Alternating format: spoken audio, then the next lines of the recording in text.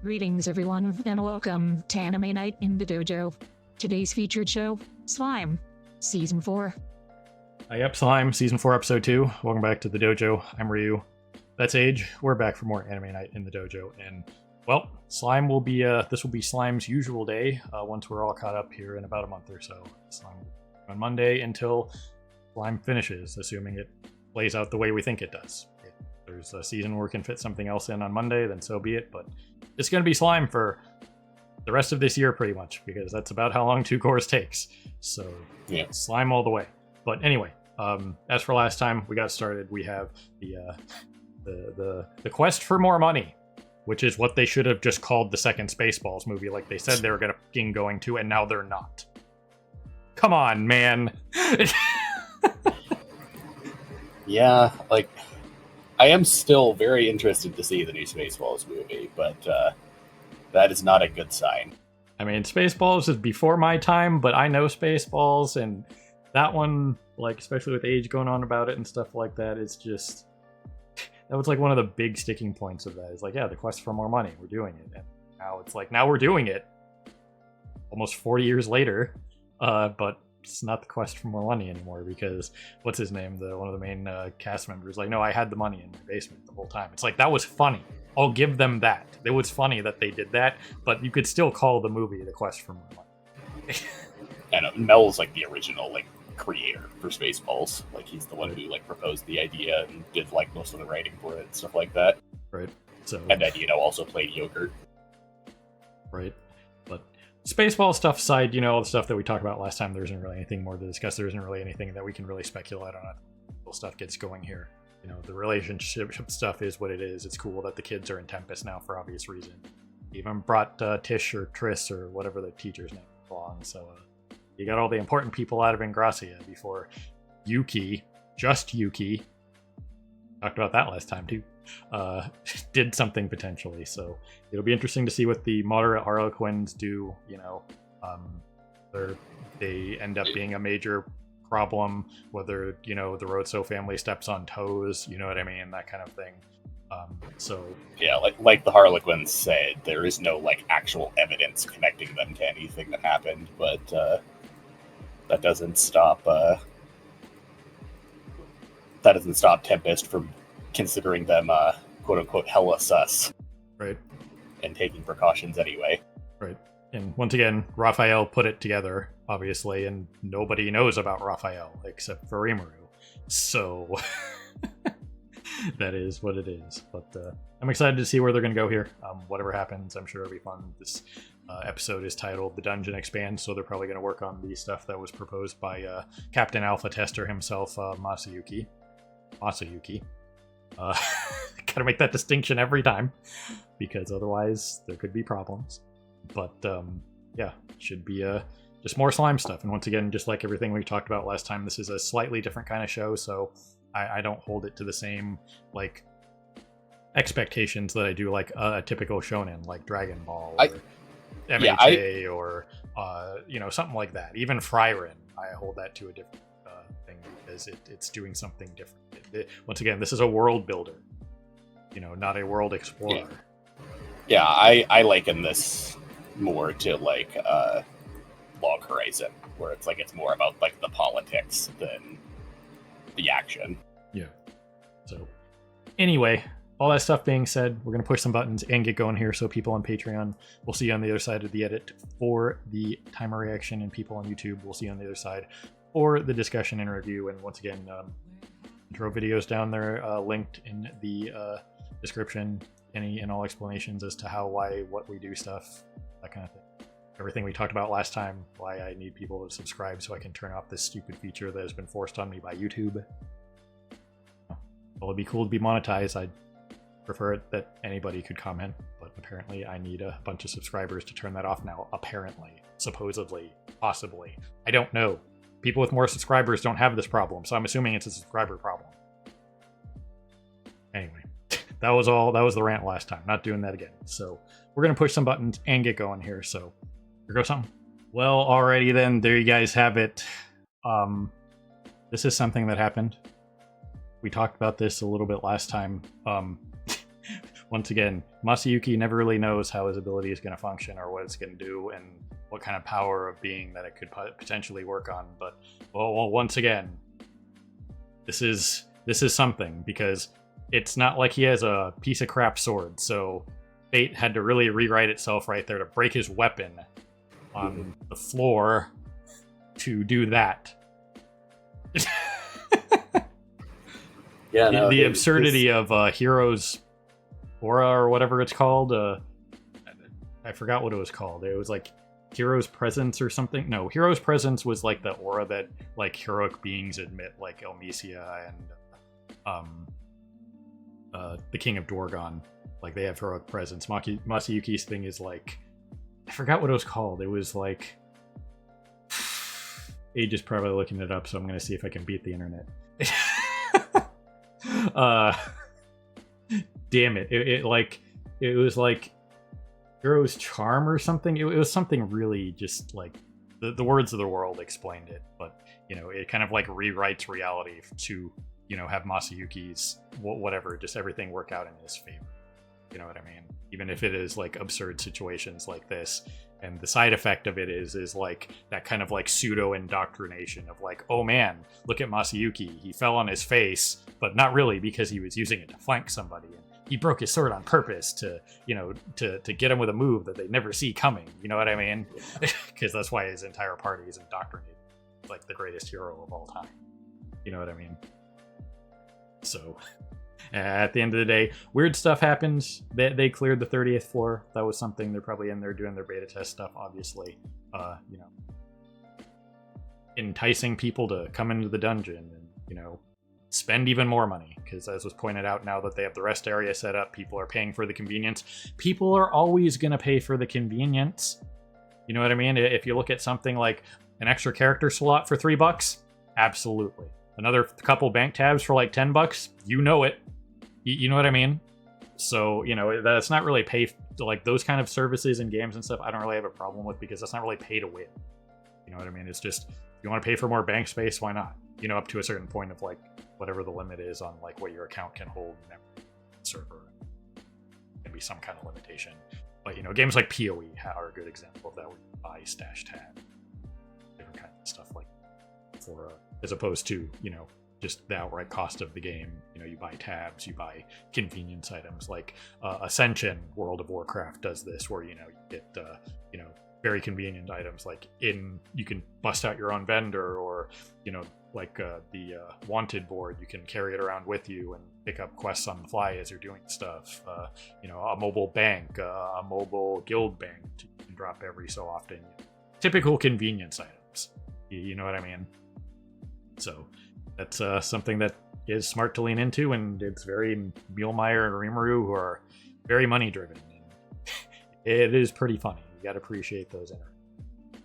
But you know, this whole situation with this team here, I mentioned it a little bit about at the end of the reaction. There was, they're basically using clever use of game mechanics to conquer the dungeon in a very cheesy way. Like in short, since I don't want to rehash all of that, is they're using the system of raid ID that WoW used for a while. I don't know if they still use it, but it was the raid ID where if you got locked to a certain boss at that time, you could then bring in anybody and then do the boss and whatever was beyond it. And my example was like Garrosh in at the end of Mists of Pandaria, where people would sell the heirloom runs, and, you know, all 25 of the members of that guild would just like clear up to that point on their alts or whatever, and then each one of those characters would bring in, you know, people and then sell, you know, 25 or 24 whatever runs technically worth of heirlooms to people, because, you know, they're carrying it or whatever, and then, you know, that's how you profited. And that's what they're doing, because the ID doesn't reset or go out when one person from that group kills Garrosh. You are saved personally to that ID, so you can personally go in there in case you missed the boss. That was the intention of that, was, oh, Bill missed killing Garrosh last night, so we can come in on our alt and help him. That kind of thing, something like that. That was the intended purpose. But, you know, community being what it is, turned it into a money-making opportunity to sell players. So that's what it is. But that's basically what they're doing, is they're just cheesing the ID system and the save point. Yeah, so was having a hard time finding exactly what you're talking about, like the heroic thing. His ultimate skill is just referred to as Chosen One. Oh yeah, the Chosen One. Yeah, that's. But it has 4 like main abilities, all of which have heroic titles to them. Got it. Like the one you were thinking of was Heroic Blessing, where it's just like, he just has absurd levels of luck, where just everything just naturally seems to go his way. Yeah. But like I remember when he first pointed out last season, like Chosen One just kind of does whatever it wants, and he never knows what's going to happen. So that's what's kind of spooky about it. You know, everything has seemed to work out for him so far, but wouldn't you still be terrified of beings of immense power like, you know, Beldora? You know what I mean? It's like, how do I know this is going to work on him? Yeah, physically, he's never really actually had any sort of significant training or anything like that. He's essentially still just a normal teenager. Yeah. But yeah, because he has Chosen One, he's just kind of been forced into this role as the legendary hero. Right. So it's kind of a real bummer for him, but that is what it is. This green team is obviously going to be a problem. I got to make a Venture Brothers reference here. It's always fun when I get to do that. Rimuru getting locked in a lab with a bunch of Hank and Dean clones. He's probably going to need something better than Hank and Dean vessel to, house whoever Diablo is going after, especially if it's somebody like Violet. If our theory on that plays. So yeah, it's going to be like bare minimum like enhanced Beretta. I mean, whatever she's capable of, because she has evolved since Rimuru. But well, we have that going on. Didn't know Mjolnir could run this fast. He's like one step away from having the like Morgana, Sonic the Hedgehog wheelie anime. You know what I mean? I think Yuji did it in season 1 of Jujutsu Kaisen. Yeah. Yeah, it's just them freaking out about them using the save system in a very cheesy way, but they're being paid by Ingrassia and potentially Yuki, regular Yuki, to spy and check out the dungeon and see how they could potentially use it to their advantage or what have you. And let's be real, this cheese right here had to have been Yuki's idea. He was a gamer too. You know what I mean? Yeah. While somebody in this world could have looked at this and studied the dungeon's rules and stuff like that and potentially figured this out, this whole save point system is freaking brand new. And they showed up right after it became a thing. You know what I mean? So they probably reported to Yuki and he was like, oh, I know exactly how to exploit this. You know what I mean? Yeah, because once again, the whole thing of like all these new additions to the dungeon are all very game inspired, because they're all freaking Masayuki's ideas, and Masayuki, Rimuru, and Yuki are all gamers in their original lives. Right. So that is what it is. It'll be interesting to see what they do with that. Obviously, we saw what they decided to do with that with these mod souls that Rimuru created, which we'll get back to the Adamon thing at a minute here, because that was damn funny. But we're on the dungeon stuff at the moment. We'll stay here. This is something that they did in Isekai Memories as well as like an offshoot story. Was Rimuru would they were able to inhabit like a weaker body. You know what I mean? To just be able to it was like a it was like a puppet, kind of like what they were doing here, but without having to risk themselves. You know what I mean? A, to not risk themselves, and B, to not give away who they are, kind of deal, while still gauging the power of an enemy and something like that. So this is something that Fuse has done before, and this is probably the original idea where that came from for the game. You know what I mean? And in this case, the idea is to create a monster that you like. We all saw what Malame did. Hilarious that it was a slime. So she's a slime. Veldora's a skeleton. But again, I guess what Rimuru didn't think of was that now that they've inhabited this new body, yes, they have all the wisdom and knowledge and stuff like that, and are probably capable of doing something that each of those individual monsters can do.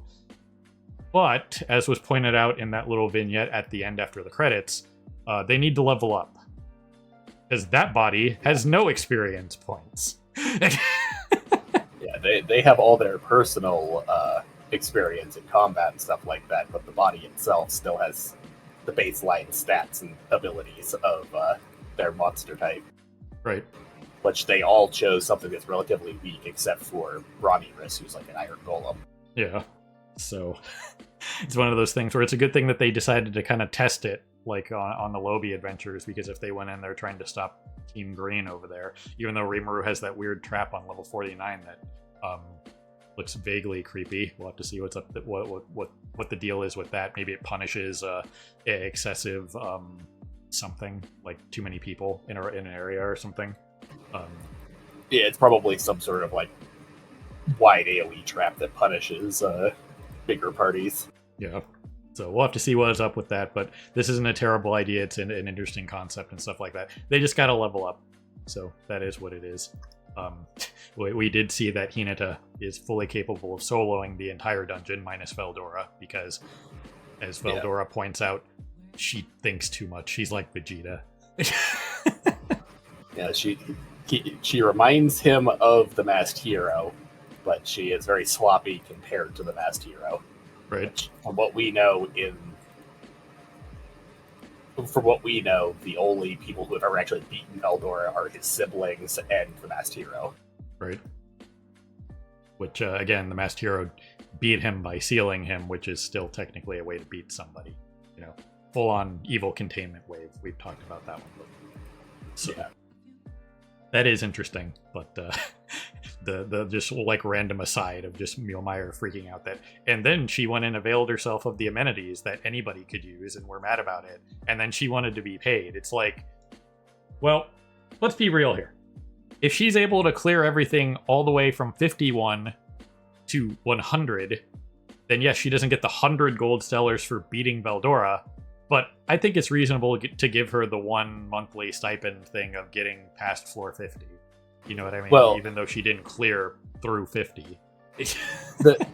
So the thing is, she technically cleared 60 to 99. Yeah. Because the whole thing was, and she did it unofficially, like the part of the reason why he doesn't want to pay her is because the whole thing was they, as a favor, said, okay, you guys can go in the dungeon and train. Yeah. And that's why they got to skip straight to 51. But the Crusaders only actually cleared 51 to 59. Then that one guy goaded Hinata into fighting the boss solo, and she just carried it from there. Yeah. And did her own thing. Right. But it's still like a weird... I guess if they did pay her, they would have to, like, possibly publicly recognize as somebody clearing it. You know what I mean? So they're probably not going to want to do that.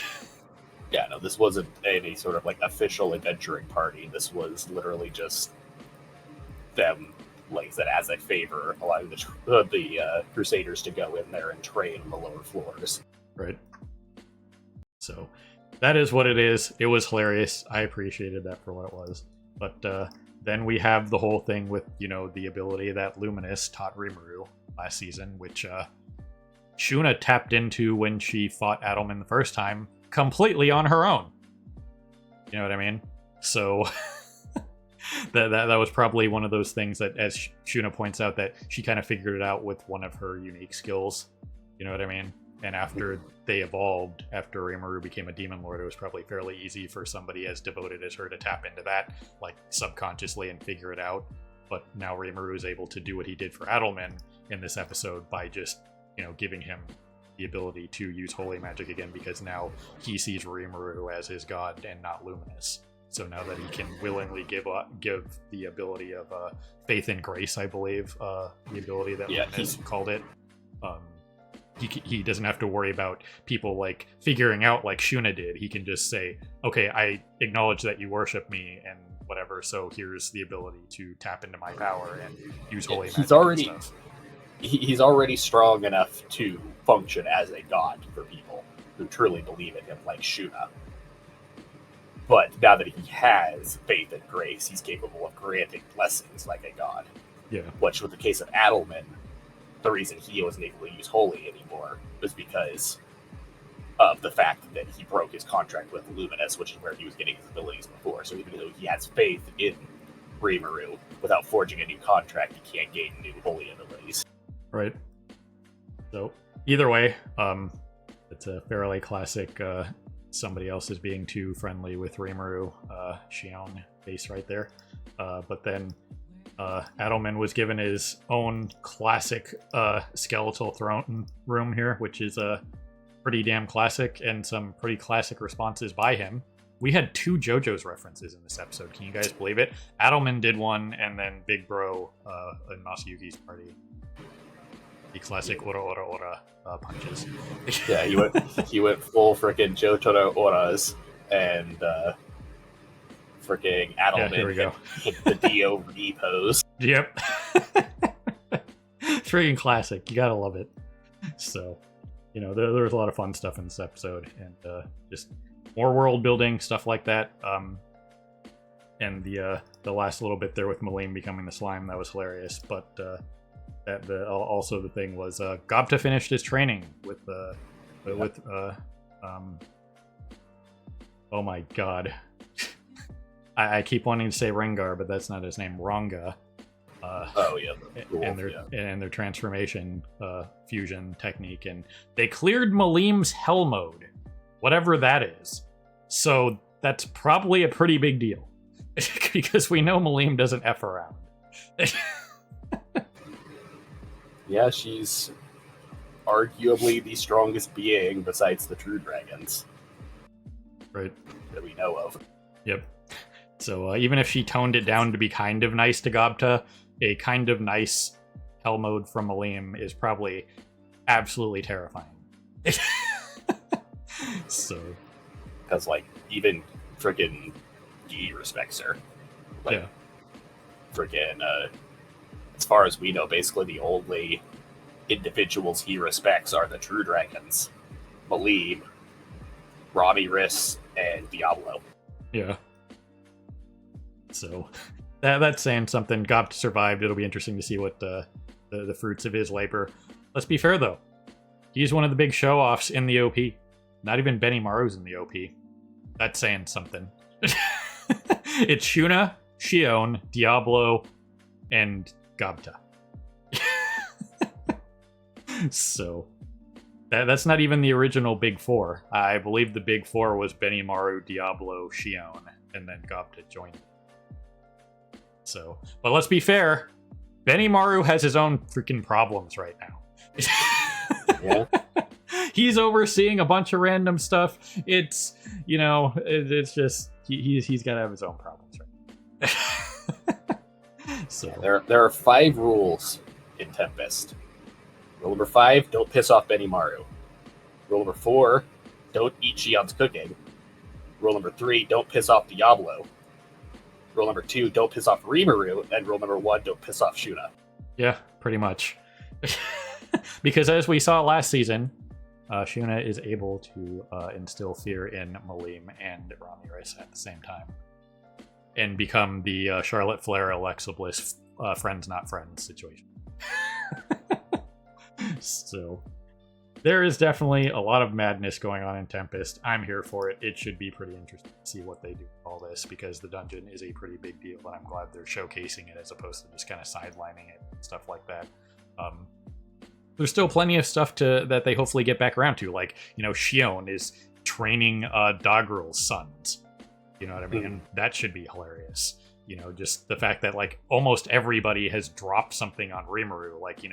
Guy was like, no, you're naming us. And then Dogrel was like, yeah, you're going to take care of my sons. This is a you problem. It's like hazing the rookie. You know what I mean? I mean, in Isekai Memories, Guy has shown up multiple times in Tempest. So it'll be interesting to see if he officially shows up in the show, in the series proper. You know what I mean? Obviously, Luminous is around, a reasonable amount of time, because now they are on friendly terms, and, she's kind of obsessed with Tempest stuff. You know what I mean? She's developed a pretty rapid obsession with Japanese culture now that she's experienced it. Right. There's that. And in the game, which I could see her doing this in the actual show, is one of her lines when you talk to her for a daily thing is, hey, how about I dress up as a maid and follow you around and your servant for a while, kind of like what she did when she first came into Walpurgis. And he was just like, yeah, I don't know if that's a great idea.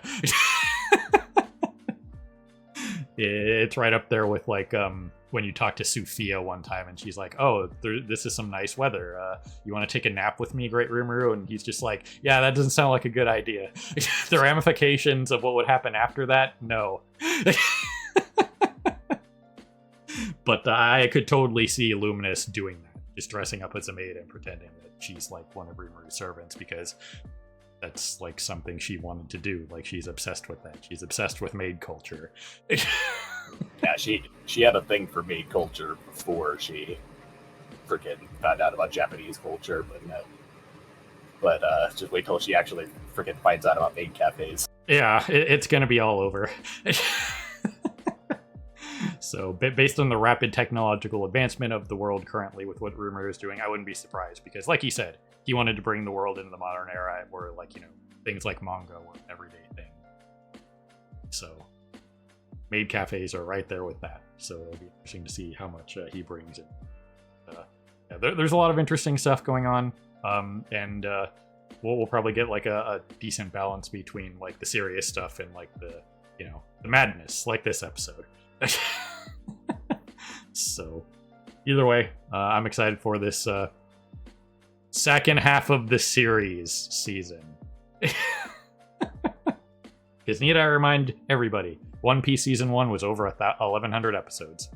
So there's nothing wrong with a 70 episode season. I mean, some of the classics, like I believe like the original Yu-Gi-Oh! Was like all those 200 episodes were all one season. Like I think both Naruto's were, they weren't seasons, they were just, you know, like Naruto episode 220, wherever it stopped. It wasn't like a season thing. They just went by the number. So, like, Naruto Season 1 was one season, and it was 200-something episodes until they went to Shippuden. So, but either way, second half of the series should be neat. But lots of stuff to get to. Hopefully there's not a ton more meetings, but once again, this is world building, not world exploration. Two different things. And that's kind of the mindset you kind of have to get into with this series, especially now that we're this far into the show. You know what I mean? This far into the material.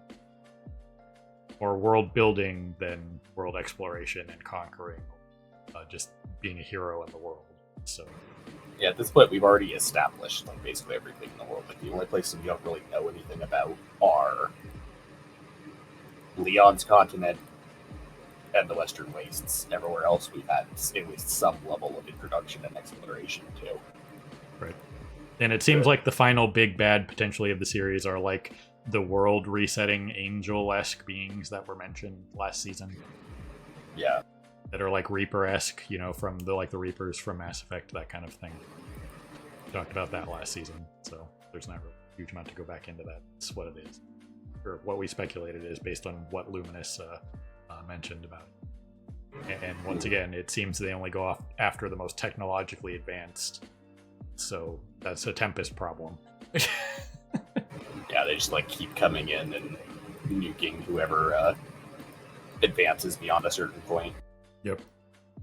So either way, I'm sure there'll be shenanigans with these mod souls and them taking over these low-beat creatures and them having to level them up to actually be you know, usable, and then maybe they'll actually do something about Team Green Fury and stuff like that. So we'll just have to see. Yeah, that seems to be the plan, is to level up these mod souls and then go in and try to defeat them at their own game. Yep. So that should be interesting, and then we'll be getting into the Roadso family stuff and all that, and there's plenty to get to. It should be fun. I'm looking forward to it. So that's all I got for this one. Another solid enough episode for what it is. So, got anything else, Age? Not really. Alrighty then. Well then, ladies and gentlemen, people of YouTube, beyond however you're watching, as always, we appreciate you stopping by and hanging with us here in the dojo from our anime night in the dojo. Slime, Season 4, Episode 2. So have a good morning, evening, afternoon, whatever it is for you. Have a good one. See you next time. Hey everyone, Victoria here. If you enjoyed the video, please consider pushing those like and subscribe buttons. Your support is greatly appreciated. Thanks again for your time, and we hope to see you again in the future.